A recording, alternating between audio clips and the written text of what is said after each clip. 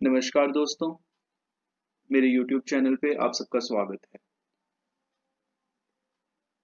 इन lecture series में हम लोग NCERT के सॉल्यूशंस डिस्कस करेंगे चैप्टर वाइज ऑफ क्लास 10 और हम स्टार्ट करने जा रहे हैं पॉलिनोमियल से। तो पॉलिनोमियल्स की सबसे फर्स्ट एक्सरसाइज में जो पहला क्वेश्चन है वो है the graph of y is equal to px are given below for some polynomials px find the number of zeros of p of x in each of the case। इसके लिए मैं आप लोगों को एक चीज समझाना चाहता हूँ कि जब भी आपने चेक करना है कि कितने नंबर ऑफ जीरोस हैं किसी पॉलिनोमियल के, तो आपने जस्ट ये चेक करना होता है कि वो ग्राफ एक्स एक्सिस को कितनी जगह पे कट कर रहा है। तो सबसे पहले हम यहाँ पे लिख लेते हैं the number of zeros is equal to the number of points where the graph cuts x axis। तो इस क्वेश्चन में जस्ट आपको यही देखना था कि ग्राफ एक्स एक्सिस को कितनी जगह कट कर रहा है। और हम एक बार रिकॉल कर लेते हैं बच्चों के लिए कि अगर ये हमारे पास एक ग्राफ है तो इस वाली एक्सिस को हम लोग एक्स एक्सिस कहते हैं।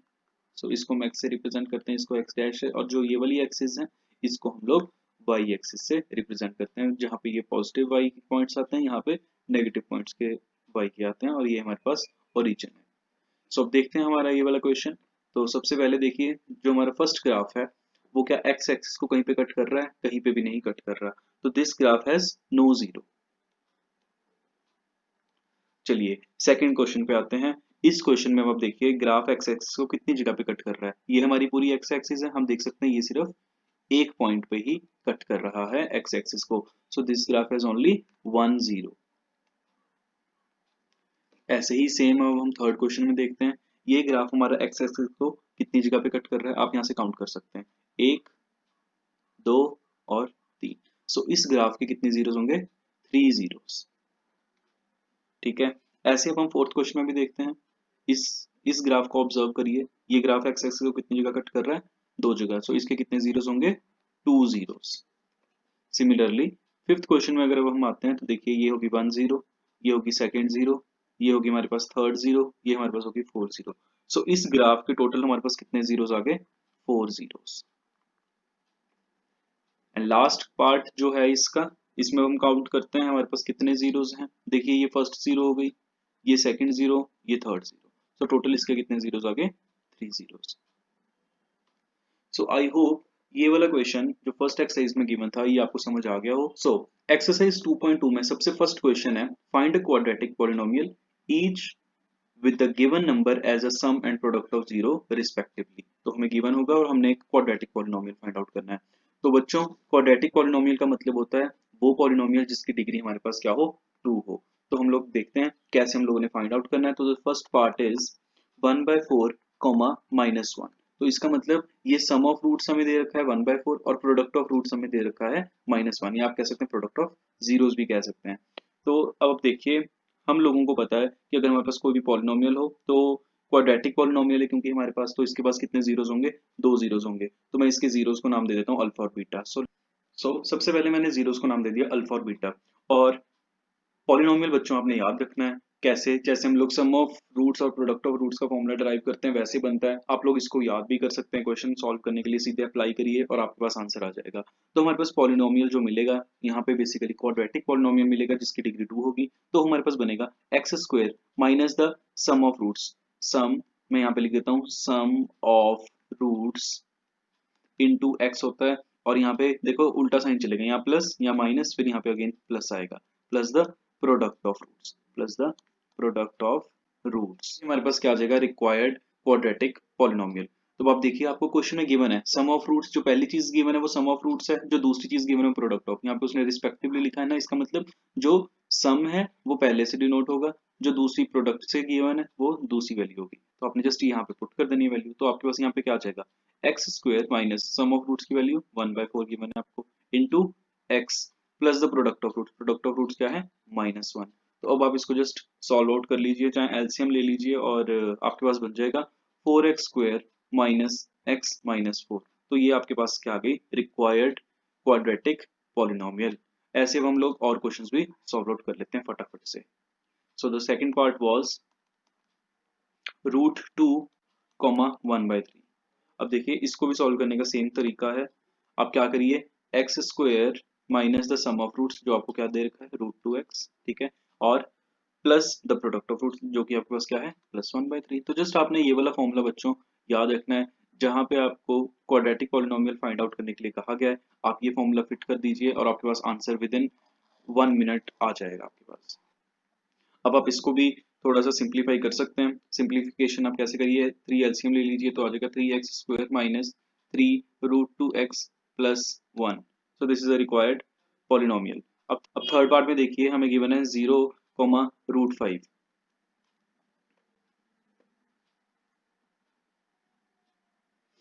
तो यहाँ पे आप अब देखिए x² minus the sum of roots जो कि 0 है इंटू x प्लस √5। तो ये हमारे पास क्या है, सिंप्लीफिकेशन से आ जाएगा x² प्लस √5।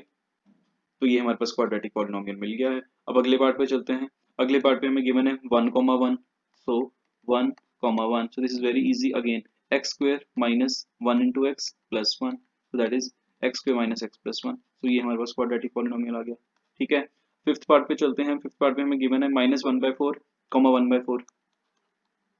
तो देखिए सब में आपने वही सेम फॉर्मूला लगाकर फटाफट से आंसर निकाल लेने हैं। तो ये कितना बन जाएगा, x² minus sum of roots. अब ध्यान से देखिए यहाँ पे सम ऑफ रूट्स हमें कितने मिले, -1/4। तो जब भी माइनस आएगा आपने प्लीज ब्रैकेट लगा लेनी है टू अवॉइड एनी कंफ्यूजन, ताकि कोई भी आप नेगेटिव साइन को कंपनसेट करते हुए गलती ना करें। तो this will be x plus the product of roots which is given by 1/4। अब माइनस माइनस क्या हो जाता है, प्लस हो जाता है, तो ये बन जाएगा x² plus 1/4 times x plus 1/4। अब आप एलसीएम ले लीजिए, एलसीएम लेंगे तो यहाँ बन जाएगा 4x² plus x plus 1। So this is a required quadratic polynomial. Now moving on to the sixth part where the sum of roots is 4 and the product of roots is 1. So very easy. So x² minus sum of roots, that is 4 into x plus 1. So this is a required quadratic polynomial. तो ये था हमारा students first question. Sorry ये exercise 2.2 में वैसे book में ये second question है, बट हमने वीडियो लेक्चर में इसको as a first question consider करके सॉल्व कर दिया है। अब जो बुक में फर्स्ट क्वेश्चन है उसको हम सॉल्व करते हैं। तो बुक में जो फर्स्ट क्वेश्चन है हमारी वीडियो के अकॉर्डिंगली वो second question. So the question is find the zeros of the following quadratic polynomials and verify the relation between the zeros and their coefficients. So हम समझते हैं हमने करना क्या है। सबसे पहले हमें एक क्वाड्रेटिक पॉलिनोमियल दिया होगा, हमने उसका क्या फाइंड आउट करना है, जीरोस फाइंड आउट करना है। तो सबसे पहले समझते हैं जीरोस कैसे फाइंड आउट करते हैं। इसको हम लोग फैक्टराइज कर सकते हैं। देखिए फैक्टराइजेशन की बहुत सिंपल टेक्निक होती है। जो आपके पास अगर मैं जनरल एक पॉलिनोमियल एक क्वाड्रेटिक पॉलिनोमियल लेता हूँ ax² plus bx plus c, तो जब भी आपने फैक्टराइजेशन करनी है स्टूडेंट्स, तो ध्यान से देखिए मेरी बात, आपने जो a होगा और जो c होगा उसका प्रोडक्ट ले लेना। क्या करना है, स्टेप वन आपने क्या करना है, प्रोडक्ट ऑफ a इंटू सी। आपको a इंटू सी करके एक नंबर मिलेगा। जैसे कि हम पैरेलली इस क्वेश्चन को चला लेते हैं। जैसे यहाँ पे a की वैल्यू 1 है, ठीक है, c की वैल्यू 8 है, साइन आपने इग्नोर कर देना आगे वाला। तो आपके पास 1 इंटू 8 कितना आ जाएगा, 8। तो ये तो बच्चे हमारे पास हो गया स्टेप 1। स्टेप 2 में बेटा आपने क्या करना होता है, जो यहाँ पे नंबर आपके पास आएगा, मान लो वो कोई k नंबर आ गया, जैसे हमारे पास यहाँ पे कितना आ गया, 8 आ गया। अब आपने b को बनाना है उस k से। जैसे कि आपने यहाँ पे 2 को बनाना है using this number, using the factors of this number. तो आपने 8 को कुछ ना कुछ तोड़ के फैक्टराइज करके 2 बनाना है। तो आप देखिए एक के अगर आप फैक्टर्स लिखते हैं दैट इज 2 इंटू 2 इंटू 2, तो इसको आप लिख सकते हैं 4 इंटू 2 भी लिख सकते हैं। और 4 और 2 को अगर आप सब्ट्रैक्ट करो तो आपको क्या मिल जाता है, 2 मिल जाता है। तो that is how factorisation is done. So आप इसको आप लिख सकते हैं। आपने इस हिसाब से फैक्टर्स बनाने का, आपका साइन नहीं डिस्टर्ब होना चाहिए। तो देखिए अब हम यहाँ इसको लिखते हैं x² minus 4x plus 2x minus 8। अब आप देखिए -4 प्लस 2 भी कितना होता है, -2। सो आपके यहाँ पे साइन भी डिस्टर्ब नहीं हुआ। सो अब आप इसके आराम से सब आप पहली दो टर्म्स में से x कॉमन ले लीजिए, तो ब्रैकेट में क्या हो जाएगा x माइनस 4। दूसरी टर्म्स में से आप देखिए 2 कॉमन आ रहा है, उसको आप कॉमन लीजिए तो x माइनस 4। अब ओवरऑल अब आप इस इक्वेशन को ध्यान से देखिए, x माइनस 4 और x माइनस 4 कॉमन आ रहा है इस पूरी इक्वेशन में से। तो आप क्या करिए, x माइनस 4 को बाहर ले लीजिए इंटू x प्लस 2। सो ये तो आपके बन गए फैक्टर्स इस पॉलिनोमियल के। अब जब भी आपने जीरोस फाइंड आउट करने होते हैं किसी भी पॉलिनोमियल के, आपने क्या करना है, उस पॉलिनोमियल को इज इक्वल टू 0 डाल देना।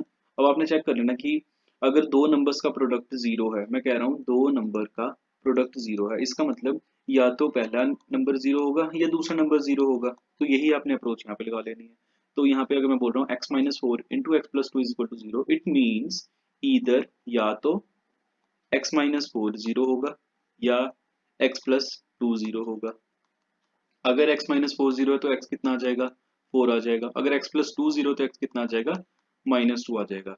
तो यहाँ पे जब हम इसको सॉल्व करते हैं इसी को हम लोग क्या बोल देते हैं, जीरोस बोल देते हैं इक्वेशन के, ठीक है। तो हमारे पास क्या जीरोस आ गए पॉलिनोमियल के, फोर एंड माइनस टू। अब तो स्टूडेंट्स अभी तक हमने जीरोस फाइंड आउट कर ली जो कि निकली है हमारे पास माइनस टू और फोर। अब हमने वेरिफिकेशन करनी है। तो वेरिफिकेशन के लिए मैंने फर्स्ट जीरो को नाम दे दिया अल्फा, दूसरी नाम को दे दिया beta.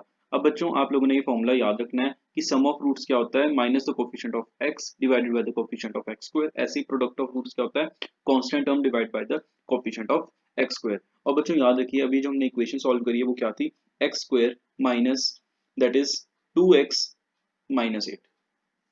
So this is this. अब आपने क्या करना है, वेरिफिकेशन के लिए लेफ्ट हैंड साइड और राइट हैंड साइड में वैल्यूज पुट कर देनी है और चेक करना है कि वो बराबर आ रही है या नहीं। अगर वो बराबर आ रही है इट मींस ये क्वेश्चन हमने सही सॉल्व करा है, एल्स इट इज रॉन्ग, ठीक है। So sum of roots, sum of roots मतलब अल्फा प्लस बीटा। तो देखिए अल्फा अगर माइनस टू है बीटा फोर है, so alpha plus beta that will be minus two plus four which is two. And product of roots क्या हो जाएगा, minus two into four which is minus eight. तो देखिए हमने left hand side दोनों की solve कर ली। इसकी लेफ्ट हैंड साइड टू आ गई हमारे पास बेटा, इसकी हमारे पास माइनस एट आ गई। अब आप जाइए इस side. So this is minus coefficient of x. So coefficient of x क्या है हमारे पास बेटा, coefficient of x this is minus two, right. So minus of minus two, ठीक है, divide by the coefficient of x square. X square का coefficient क्या है, just one. So minus of minus two will be plus two, so this is two upon one. So left hand side that is minus two, right hand side that is two. So it means ये वाली चीज तो हमारे पास verify होगी। अब आ जाइए second part पे। Constant term क्या है बेटा हमारे पास यहाँ पे, माइनस एट, ठीक है। तो यहाँ पे डाल दीजिए minus eight and what is the coefficient of x square which is one. Again minus eight is equal to minus eight, true. So it means this is verified, this is verified, मतलब हमने जो करा है वो बिल्कुल सही है। अब बच्चों ये आपको मेरे को लगता है अप्रोच समझ आ गई हो। यही सेम टेक्निक अब हम जितने भी बचे हुए क्वेश्चंस है उस पे लगाएंगे। तो आइए फटाफट से और सारे क्वेश्चंस भी सॉल्व कर लेते हैं। सो बच्चा सेकंड पार्ट है हमारे पास, four S square minus four S plus one. So इस क्वेश्चन को हम सॉल्व करते हैं। सबसे पहले फैक्टर्स बनाएंगे, one into four is four और फोर को आपने ब्रेक करना है ताकि आपके पास माइनस फोर बन जाए। तो आप क्या करोगे, minus two into minus two. Y minus two into minus two, because इसका प्रोडक्ट करो भी फोर होता है। तो आप क्या करिए, four S square minus two s plus one. अब देखिए यहाँ से फर्स्ट टू टर्म्स में से आप क्या कॉमन ले सकते हैं, टू एस। ब्रैकेट में क्या बचेगा बेटा, two into S minus one. तो यहाँ से अगर आप माइनस कॉमन लेंगे तो यहाँ पे क्या बच जाएगा, टू एस माइनस वन। सो बच्चों ने पूरी इक्वेशन को ध्यान से ऑब्जर्व करिए। यहाँ से देखिए two s minus one common है, यहाँ पे भी टू एक्स माइनस वन एक फैक्टर जो है हमारे पास कॉमन पड़ा हुआ है। तो आप टू एस माइनस वन को बाहर ले लीजिए तो बचेगा भी क्या, टू एस माइनस वन। सो आपके पास यहाँ पे जो फैक्टर्स आएंगे, जब आप इसको फिर same approach two s minus one into two s minus one को जब आप जीरो पुट करेंगे तो एक बार इसमें से भी एस कितना आ जाएगा, हाफ आ जाएगा, और इसमें से भी एस कितना आ जाएगा, हाफ आ जाएगा। अब अल्फा को नाम दे दीजिए हाफ, बीटा को भी नाम दे दीजिए हाफ।